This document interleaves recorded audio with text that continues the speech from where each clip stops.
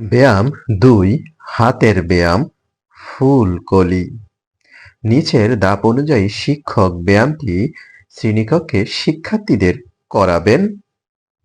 ধাপ ১ শিশুরা কাঁধে ও পাশে হাত রাখার পরিমাণ দূরত্ব রেখে ২ বা ৩ সারিতে সোজা হয়ে দাঁড়াবে।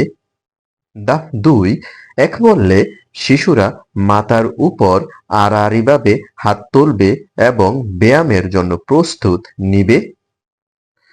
ধাপ ৩ কলি বললে শিশুরা হাতের আঙ্গুলগুলো একসঙ্গে ফুলের কলির মতো করবে।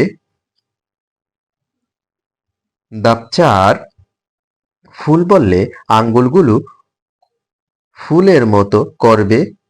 এভাবে ৩ বার কলি এবং ৩ বার ফুল এর মতো করবে। ধাপ ৫ ২ বললে শিশুরা হাত নামিয়ে ফেলবে। এভাবে শিশুরা ব্যায়ামটি ৩ বার করবে। এরপর ১ নম্বর ব্যায়ামটি করবে।